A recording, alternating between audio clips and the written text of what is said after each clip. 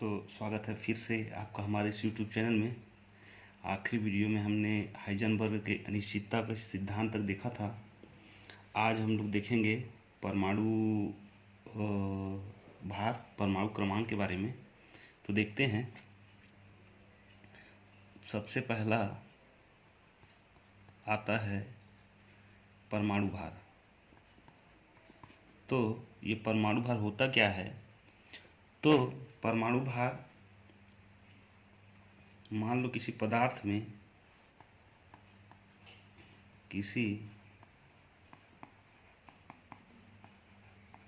में कार्बन 12 के सापेक्ष कितना हल्का या कितना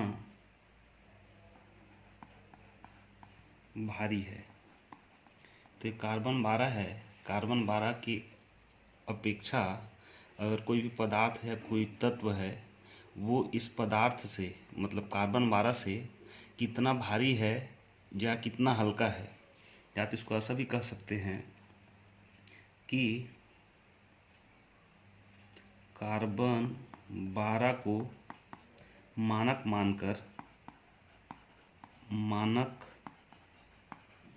मानकर किसी भी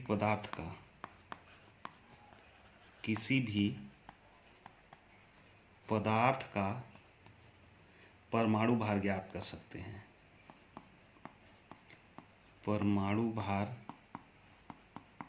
ज्ञात कर सकते हैं।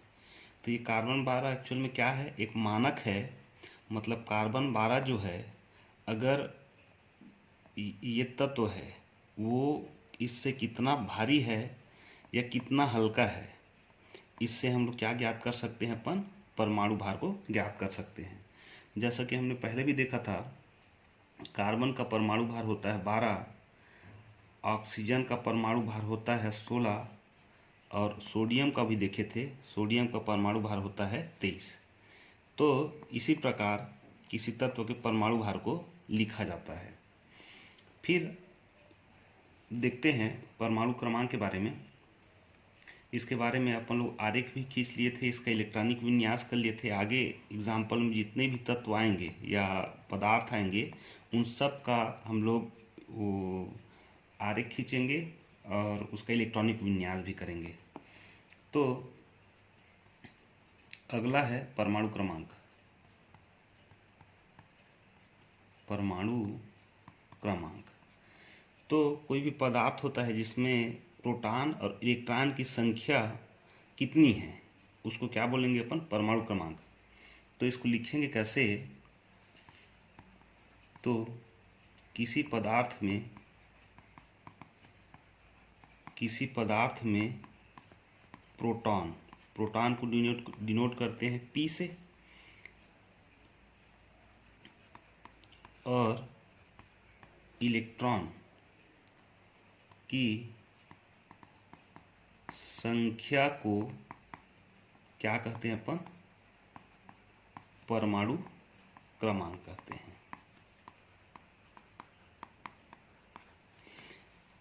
और कई तत्व ऐसा भी होता है जिसमें परमाणु का जो प्रोटॉन है और न्यूट्रॉन है, उसमें काफ़ी अंतर पाया जाता है। जैसा नोट करके लिख लेना, यहाँ पे नोट करके, रेडियो एक्टिव तत्व है। रेडियो एक्टिव तत्व में परमाणु क्रमांक और परमाणु भार में बहुत अंतर होता है। तो ये अंतर कैसा होता है? एग्जाम्पल के लिए देख लो आप लोग, यूरेनियम 92 235 आता है। एक और आता है सोडियम। सोडियम को N से प्रदर्शित करते हैं। सोडियम 9 और 23 के रूप में प्राप्त होता है। तो इसमें प्रोटॉन और इलेक्ट्रॉन की संख्या कितनी है? 92 है। इसमें प्रोटॉन और न्यूट्रॉन कितनी है? प्रोटॉन की संख्या इसमें 92 है और इलेक्ट्रॉन की संख्या भी कितनी है? 92 है। लेकिन इसमें न्यूट्रॉन की संख्या, मतलब अगर 235 में अपन 92 घटा दें तो बचता है 143 बचता है। तो इन दोनों में देखा जाए तो काफ़ी अंतर होता है। मतलब परमाणु क्रमांक और परमाणु भार में, परमाणु क्रमांक मतलब क्या? इलेक्ट्रॉन और प्रोटॉन की संख्या को परमाणु क्रमांक कहते हैं। और कोई भी तत्व में जो उसके केंद्र में पाया जाता है, प्रोटॉन और न्यूट्रॉन की संख्या, प्रोटॉन का भार न्यूट्रॉन के भार के बराबर होता है, तो उस संख्या को क्या कह सकते हैं अपन? भार कह सकते हैं। मतलब किसी भी तत्व का भार कहाँ पे केंद्रित होता है? उसके केंद्र पे केंद्रित होता है। तो वैसे ही होता है सोडियम।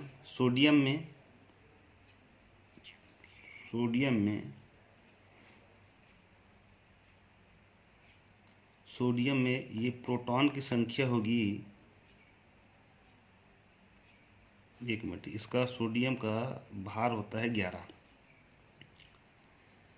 तो सोडियम में प्रोटॉन की संख्या होगी 11 और इलेक्ट्रॉन की संख्या होगी 11 है, क्योंकि यहाँ पे 92 था तो प्रोटॉन की संख्या कितनी? 92, इलेक्ट्रॉन की संख्या भी 92।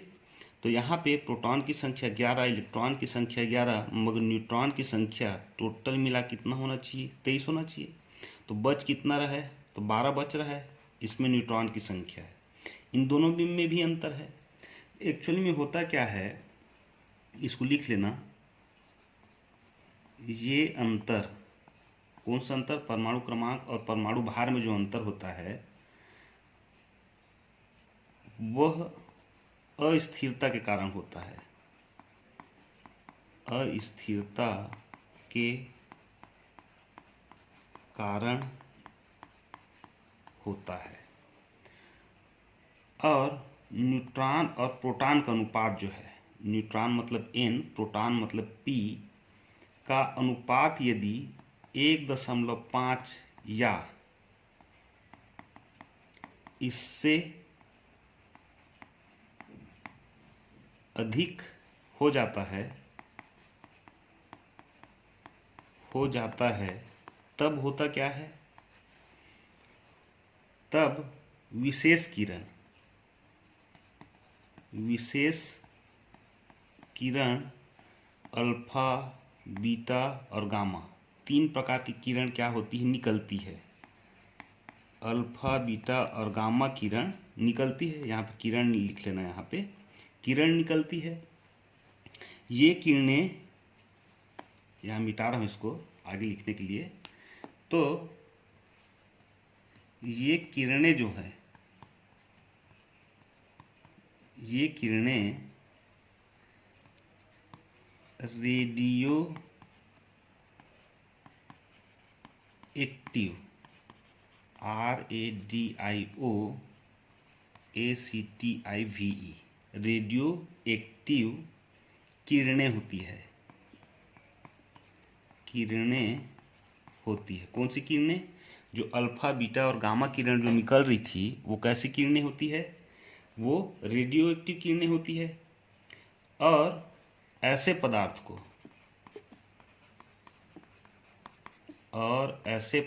को क्या कहेंगे अपन? रेडियो एक्टिव पदार्थ कहते हैं। किसको रेडियो एक्टिव पदार्थ कहेंगे?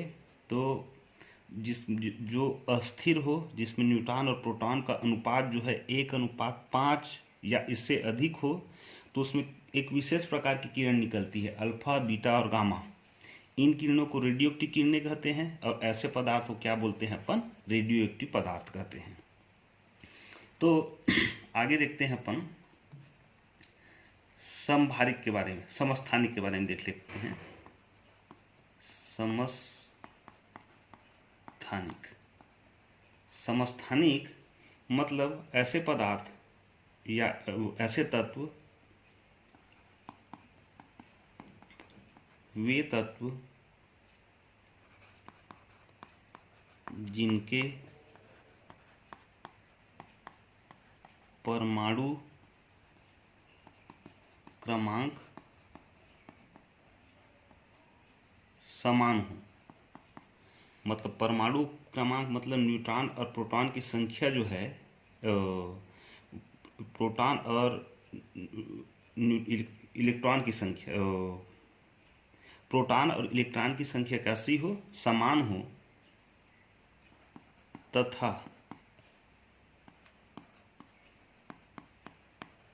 परमाणु भार अलग अलग हो। मतलब परमाणु क्रमांक ऐसा हो, समान हो, और परमाणु भार अलग अलग हो, तो उसे समस्थानिक कहते हैं। अब देखो, कार्बन जो है, हमारी दुनिया में दो प्रकार का कार्बन पाया जाता है। एक कार्बन पाया जाता है 12 और एक कार्बन पाया जाता है 14। तो ये जो कार्बन 12 है, कार्बन 12 में इसका जो भार है, भार कितना है, 12 है, और इसका क्रमांक जो है, क्रमांक जो है 6 होता है। उसी प्रकार कार्बन 14 में इसका भार जो है वो 14 होता है, और इसका क्रमांक कितना होता है, 6 होता है। मतलब क्रमांक कैसा है, समान है, लेकिन भार कैसा है, अलग अलग है। इसको क्या बोलेंगे, समस्थानिक। एक और एग्जांपल ले लेते हैं। ऑक्सीजन एक तो पाया जाता है 16 हमारी पृथ्वी पर, और एक ऑक्सीजन पाया जाता है 18। ऑक्सीजन 16 और 18, इसमें इसका भार जो है वो 16 है, लेकिन इसका क्रमांक जो होता है वो 8 होता है। कार्बन ऑक्सीजन 18 में इसका भार जो है 18 है, लेकिन इसका क्रमांक कितना होता है, 8 होता है। इसमें भी परमाणु क्रमांक कैसा है, समान है, लेकिन परमाणु जो भार है वो कैसा है, अलग अलग है। इसको अपन क्या बोलेंगे, समस्थानिक बोलेंगे। अब आगे देखते हैं समभारिक। समभारिक, समभारिक समस्थानिक का जस्ट उल्टा है। मतलब वे तत्व जिनके परमाणु भार समान हो तथा परमाणु क्रमांक अलग अलग हो, ऐसे तत्व क्या कहलाते हैं, समभारिक कहलाते हैं। इस प्रकार के तत्व को, तत्व मतलब एक ही प्रकार के परमाणु से मिलकर बना होता है। जैसा कार्बन 12 था, कार्बन 14 था, उसी प्रकार ऑक्सीजन 16 था और ऑक्सीजन 18 था। तो वहाँ तत्व लिए थे ना, पदार्थ या यौगिक नहीं लिए थे। इसमें भी वे तत्व जिनके परमाणु भार समान हो, परमाणु भार कैसा है, एक समान है, लेकिन परमाणु क्रमांक कैसा है, अलग अलग है। तो इस प्रकार के तत्व को समभारिक तत्व कहते हैं। समभारिक मतलब समान भार, भार कैसा हो, एक समान हो, समभारिक तत्व कहते हैं। अब इसमें बहुत सारे तत्व हैं। जैसा एग्जाम्पल के लिए ले लो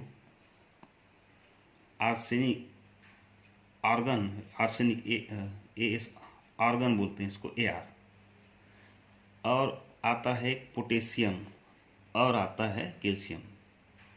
तीन ही प्रकार के पदार्थ को लेते हैं अपन।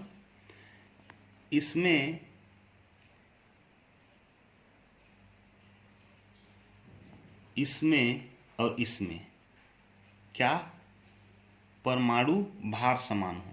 इसमें भार कितना है 40 है, इसका भी भार कितना है 40 है, इसका भी भार कितना होता है 40 होता है।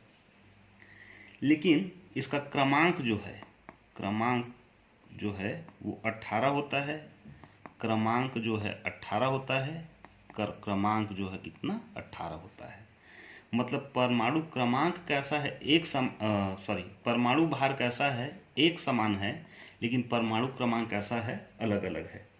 इसमें प्रोटॉन की संख्या कितनी होगी 18 होगी, न्यूट्रॉन की संख्या कितनी होगी 22 होगी, और इलेक्ट्रॉन की संख्या कितनी होगी 18 होगी।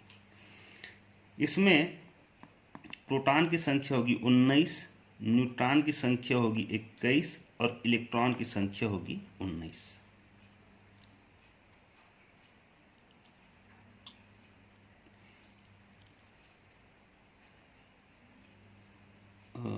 एक मिनट।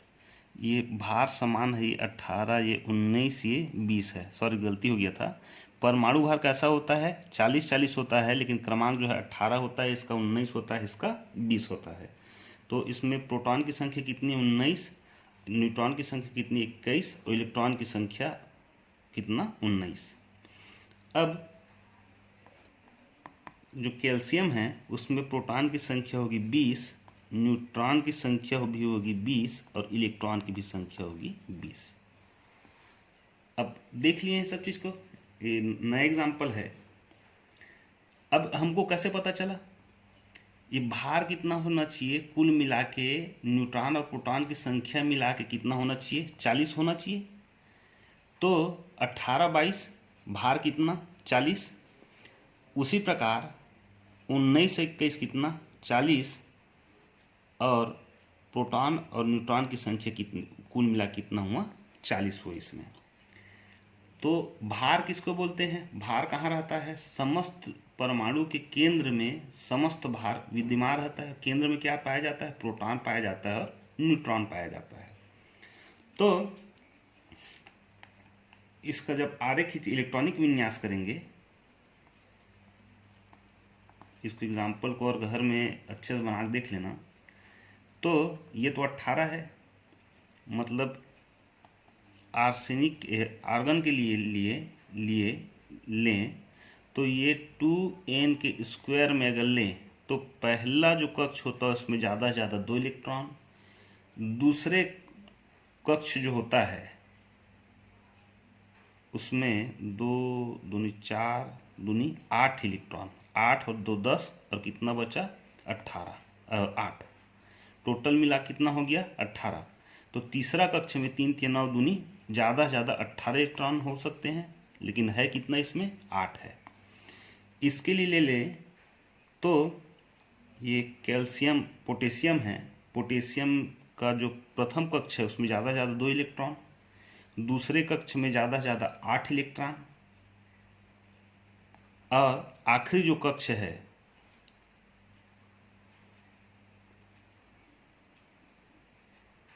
मतलब इसको कैसा 2n के जगह हम 3 3 9 दूनी 18, तो 8 इलेक्ट्रॉन और इसमें 1 इलेक्ट्रॉन मुक्त होता है।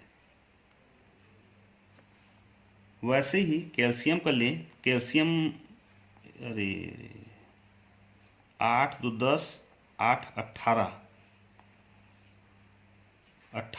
और 1 19। चलो ठीक, इसमें कितना आखिरी जो कक्ष है उसमें यहाँ 9 इलेक्ट्रॉन होगा, क्योंकि 2n का स्क्वायर 2n का स्क्वायर 2n का स्क्वायर, यहाँ पे n का वैल्यू 1 रखेंगे, यहाँ 2 रखेंगे, यहाँ पे 3 रखेंगे। तो प्रथम जो कक्ष है उसमें ज़्यादा से ज़्यादा 2 इलेक्ट्रॉन, दूसरा में 8, तीसरा में 18। तो उस प्रकार से लें ये ठीक है अपना 19 है, तो 8 2 10 और 9 19। तीसरे कक्ष में ज़्यादा से ज़्यादा कितने इलेक्ट्रॉन 18 इलेक्ट्रॉन। उसी प्रकार जो कैल्शियम होता है, कैल्शियम जो होता है उसका होता है 20, तो 2 8 8 2 10 और 10 और ये 10 20 इलेक्ट्रॉन होगा। तो आगे देखेंगे, ये हो गया समभारिक। आगे देखते हैं सम न्यूट्रॉनिक के बारे में। तो सम न्यूट्रॉनिक, तो वे तत्व जिसमें इलेक्ट्रॉन की संख्या समान हो, उसे क्या कहते हैं अपन? सम न्यूट्रॉनिक। तो वे तत्व जिसमें इलेक्ट्रॉन की संख्या कैसी हो? समान हो, तो इस प्रकार का तत्व क्या कहलाता है? सम न्यूट्रॉनिक कहलाता है। तो इलेक्ट्रॉन की संख्या समान कैसी होगी? वही कार्बन C6 12 को ले लें, या तो नाइट्रोजन 7 15 को ले लें अपन, तो इसमें प्रोटॉन की संख्या कितनी है? 6 है।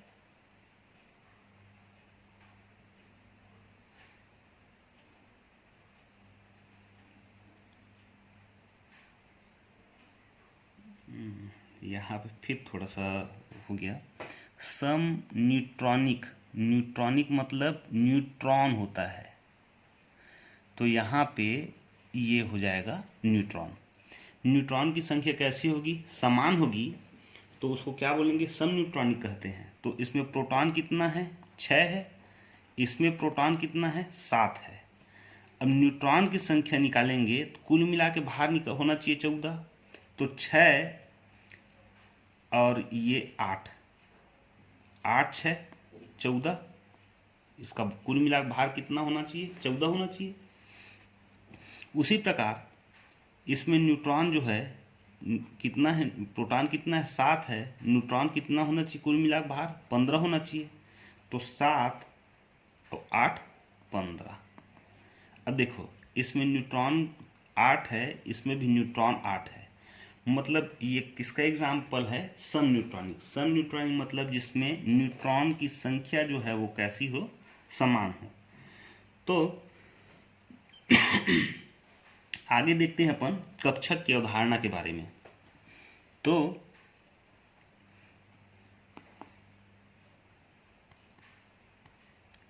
कक्षक की अवधारणा, तो इसमें जो रदरफोर्ड वैज्ञानिक था और उसको संशोधित करके नील बोर ने भी अपना एक नया सिद्धांत दिया, जिसमें होता क्या था? बीच में कौन स्थित रहता था? परमाणु का नाभिक, उसमें पाया जाता था प्रोटॉन और न्यूट्रॉन। और इलेक्ट्रॉन क्या करता था?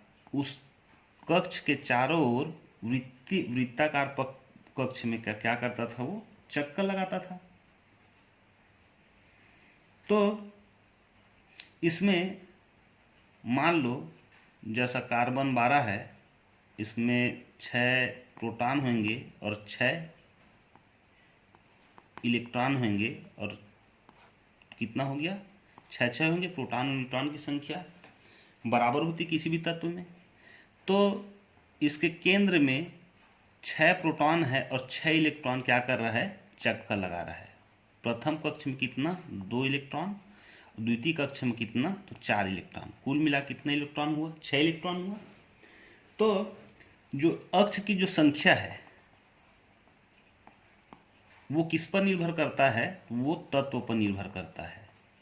अगर तत्व का परमाणु क्रमांक कम है तो कक्ष की संख्या क्या होगी? वहाँ पे कम होगी। यदि किसी तत्व का परमाणु भार जो है ज़्यादा है, उसमें कक्ष की संख्या क्या होगी? ज़्यादा होगी। तो इस कक्ष के अवधारणा में कक्ष की अवधारणा, तो परमाणु के नाभिक, इसको लिख ही लेते हैं अपन, परमाणु के नाभिक व इलेक्ट्रॉन की सही स्थिति का आकलन करने के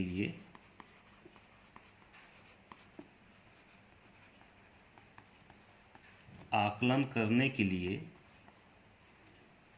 कक्षक की अवधारणा लाया गया।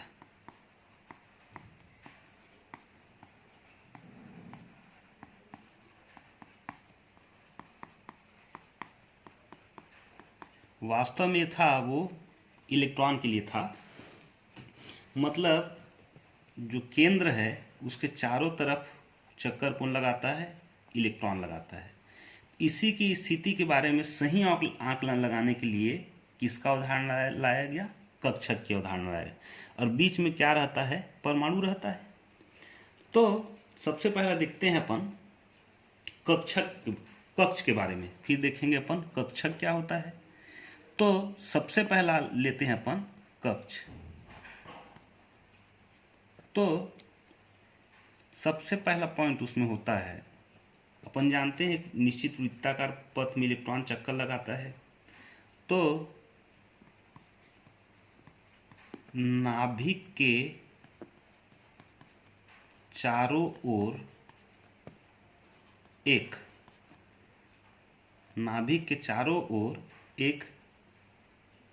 वृत्ताकार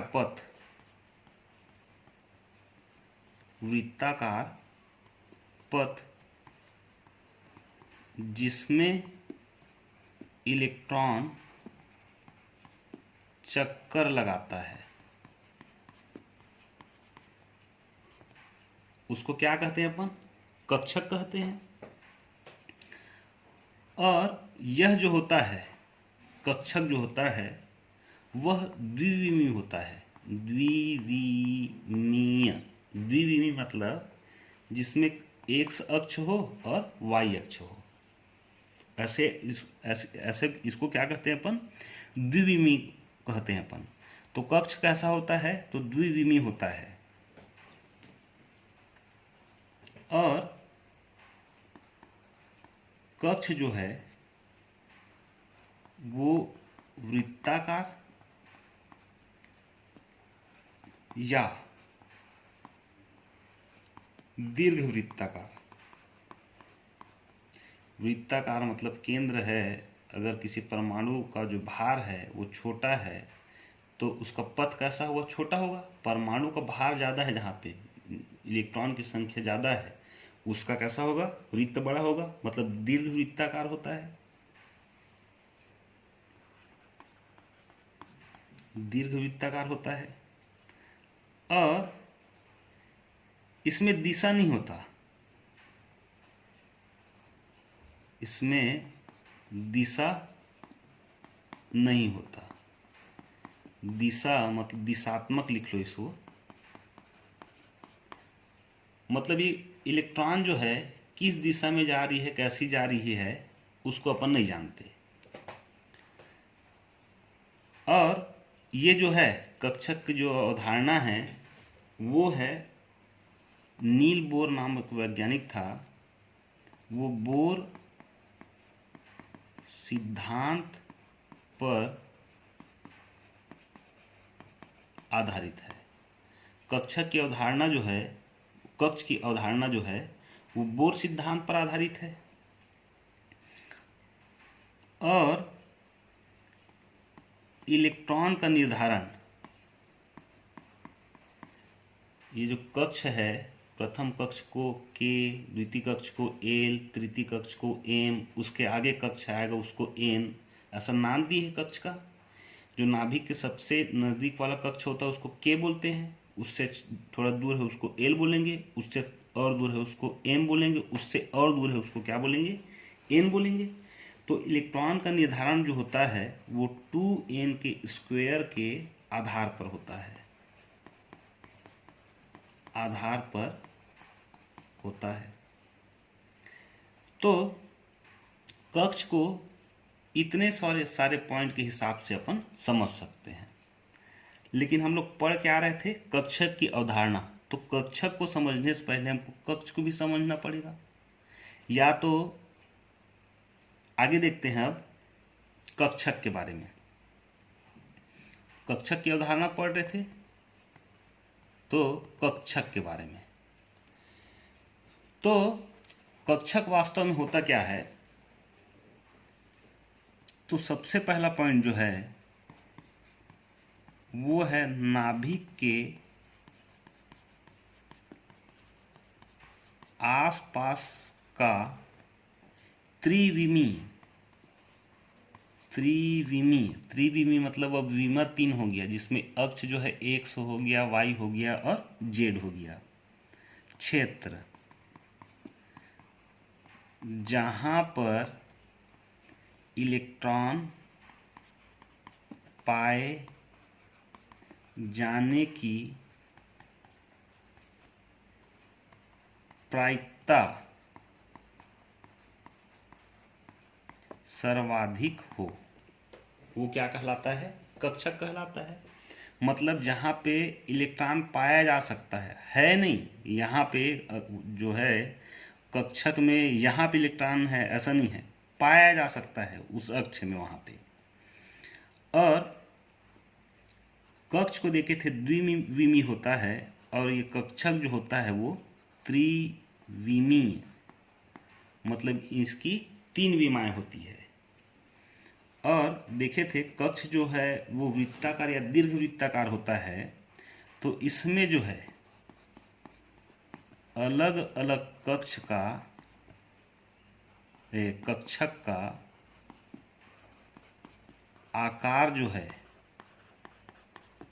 वह अलग अलग होता है। अभी देखेंगे डिटेल्स इसके बारे में, कक्षक के बारे में, वहाँ और क्लियर हो जाएगा। तो कक्षक का जो आकार है वो कैसा होता है, अलग अलग होता है। अलग अलग कक्षक का अलग अलग आकार होता है। आगे देखते हैं, इसमें कक्ष जो होता था वो दिशात्मक नहीं होता था, उसमें दिशा नहीं होती थी। इसमें एस कक्षक को छोड़कर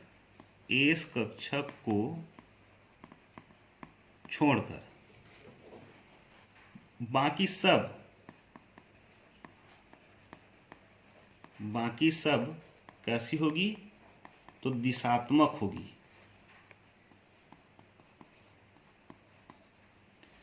एस कक्ष को छोड़कर बाकी कैसी होगी, दिशात्मक होगी, मतलब सब में दिशा होगी एस कक्ष को बस छोड़ के। और कक्ष जो था वो बोर के सिद्धांत पर आधारित था, लेकिन यहाँ पे जो है वो तरंग सिद्धांत पर आधारित होता है। तरंग सिद्धांत पर आधारित होता है।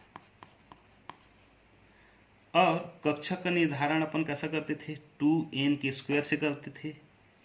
तो यहाँ पे कक्षक में 2 से अधिक इलेक्ट्रॉन नहीं हो सकता। उसमें प्रथम कक्ष में 2 इलेक्ट्रॉन, दूसरे कक्ष में 8 इलेक्ट्रॉन, तीसरे कक्ष में 18 इलेक्ट्रॉन और चौथे कक्ष में कितना, 32 इलेक्ट्रॉन। मतलब अलग अलग कक्ष में इलेक्ट्रॉन की संख्या क्या थी, अलग अलग थी। लेकिन यहाँ पे प्रत्येक कक्ष में ज़्यादा 2 इलेक्ट्रॉन, 2 से ज़्यादा नहीं रह सकते। तो देखते हैं अभी ये कक्ष के बारे में जो पढ़े थे अपन, एस कक्ष जो है क्या है, कैसा है। अब अपन डिटेल से कक्षक के बारे में देखते हैं। तो एस कक्ष के बारे में लेते हैं। सबसे पहला जो कक्ष है एस कक्षक, बार कक्ष कह डालता हूँ, कक्षक है ना।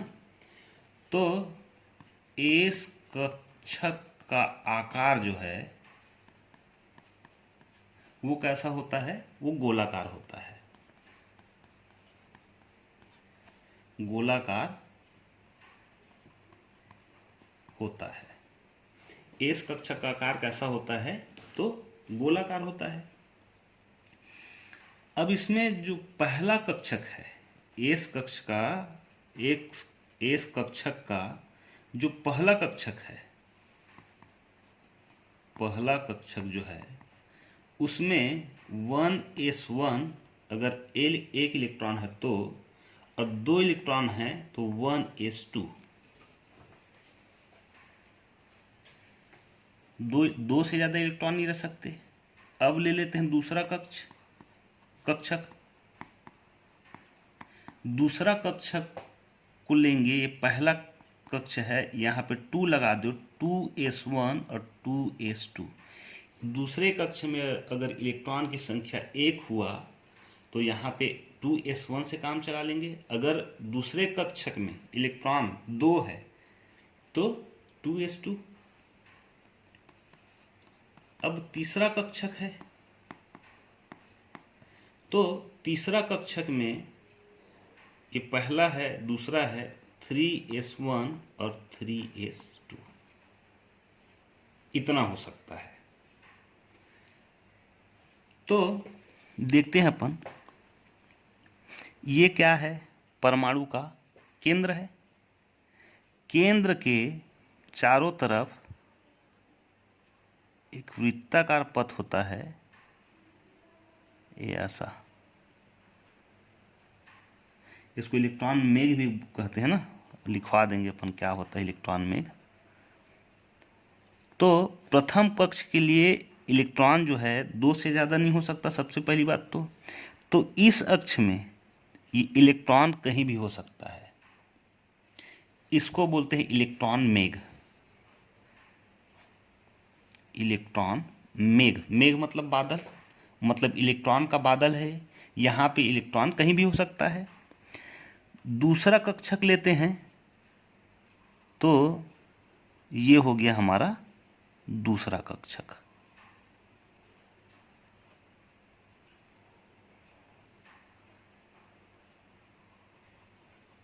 ये दूसरा कक्षक का मेघ है। तीसरा कक्षक,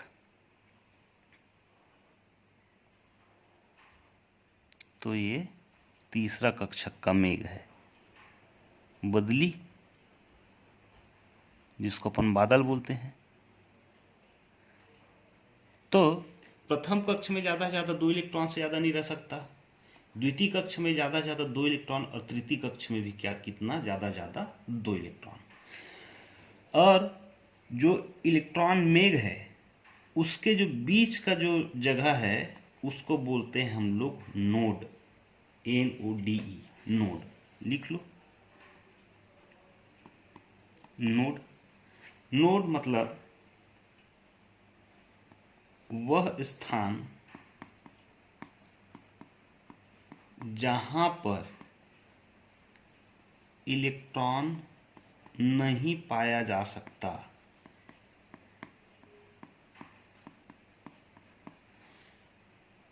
यहाँ पे इलेक्ट्रॉन कहीं भी हमको प्राप्त नहीं हो सकता।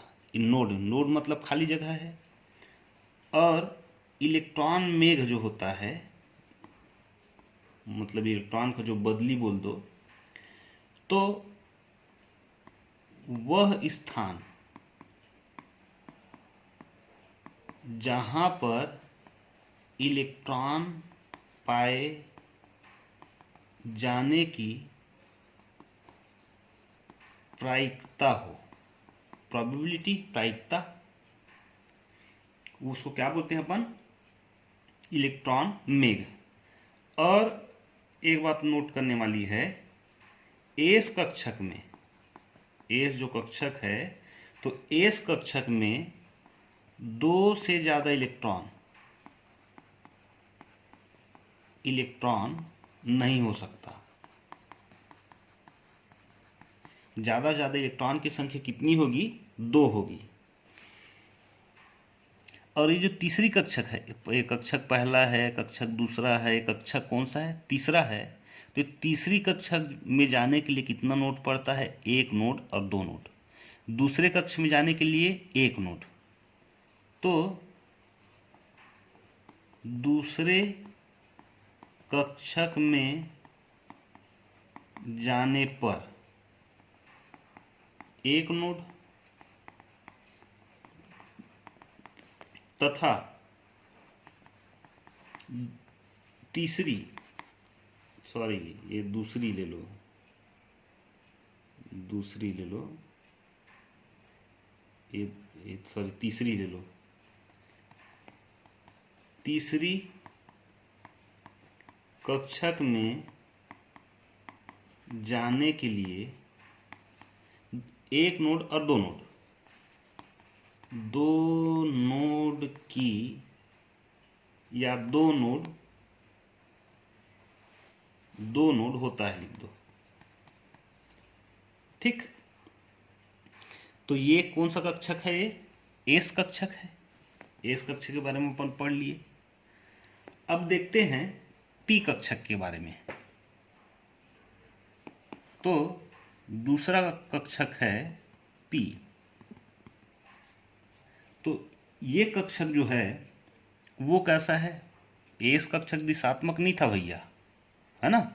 अब ये पी कक्षक जो है, मतलब पी कक्षक कैसा है, तो दिशात्मक कक्षक है। दिशात्मक कक्षक होता है। दिशात्मक कक्षक मतलब इसमें दिशा होता है। और ये जो पी कक्षक जो होता है, पी कक्षक में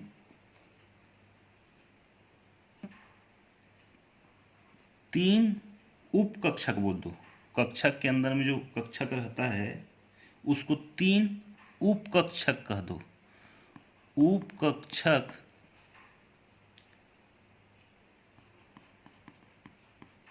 होता है। अब वो 3 उप कक्षक जो है वो पी एक्स, पी वाई और पी जेड, जो क्या है, पी कक्षक में 3 उप कक्षक होता है जो p x, p y, p z है, आखिरी में है जोड़ देना। तथा p x, p y, p z कक्षक में ज्यादा से ज्यादा कितना इलेक्ट्रॉन, 2 इलेक्ट्रॉन हो सकता है, और कुल कितना होगा, 2 इसके लिए, 2 इसके लिए, 2 इसके लिए, कुल 6 इलेक्ट्रॉन होंगे। अब आगे देख लो। और पी कक्षक का आकार जो होता है, वो आकार जो होता है वो डंबल शेप, डंबल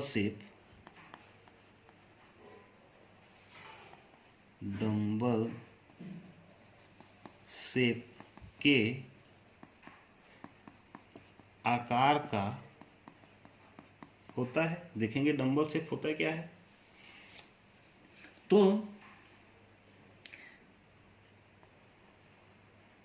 ये जो आकृति है ये डमरू के समान है, डंबल, तो इसको डंबल कहेंगे अपन। तो ये जो पी एक्स कक्ष जो होता है, पी एक्स कक्ष जो होता है,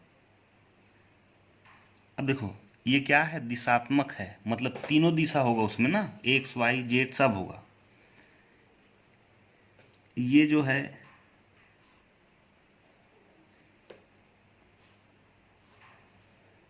एक्स अक्ष है, ये वाई है और ये जेड है। तो पी एक्स अक्ष और कैसा है आकृति, डंबल के समान है। तो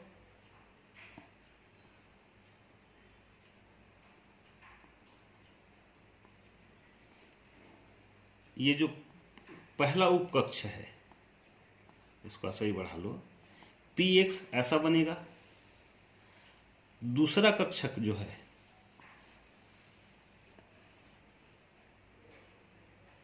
एक्स जेड वाई,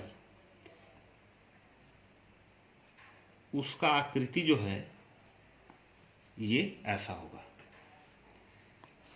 तीसरा जो कक्ष होता है, तीसरा कक्ष का आकृति ऐसा होगा। ये एक्स है, ये जेड अक्ष है और ये वाई अक्ष है। तो पी एक्स ये पी वाई, मतलब दोनों जो डंबल का आकार है वो किस अक्ष में है, एक्स अक्ष में है, और जेड अक्ष में होगा तो वो पी जेड होगा। अब जो है इसमें इलेक्ट्रॉन की संख्या कितनी देखे थे अपन, 6 ज़्यादा से ज़्यादा, तो 3 खंड, 1 2 3, प्रत्येक में कितना, 2 2, 1 इलेक्ट्रॉन 1 इलेक्ट्रॉन 1 इलेक्ट्रॉन, 3 4 5 और 6।